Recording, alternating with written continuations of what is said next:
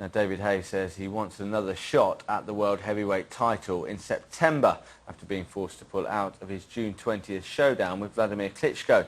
He says he's determined to fulfill his lifelong ambition in the future. Couldn't be any more disappointed. You know, it's something that I've trained for since I was a little kid. Something that, you know, I dreamt about. You know, even when I was a cruiserweight, I was still dreaming about fighting for the heavyweight title. It's something that, you know, I've always wanted. And you know, here we are 2 weeks away, and the fight's not happening.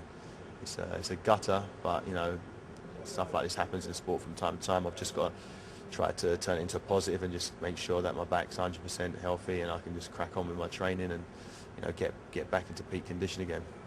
How do you feel now then about people kind of saying you've missed your big chance and you know that's it gone now? I don't think that's the case. You know, it's gone for June 20th, that's for sure. But the fight, my defining fight, will happen sooner or later.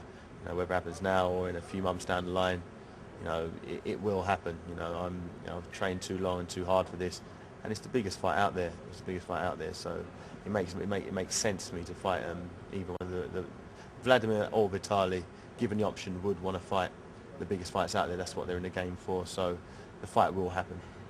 Plenty more. British boxer David Haye admits he's devastated after a back injury forced him to pull out of his heavyweight showdown against Vladimir Klitschko on June the 20th. The 28-year-old was due to fight the Ukrainian in front of a sellout 65,000 crowd in Germany, but he suffered a back spasm in training last week. Well, Haye hopes to return to action by the end of July with his fight against Vladimir no longer an option.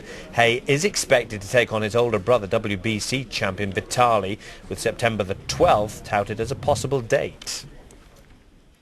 Boxing doesn't get any bigger than this. You know, there was 65,000 tickets sold.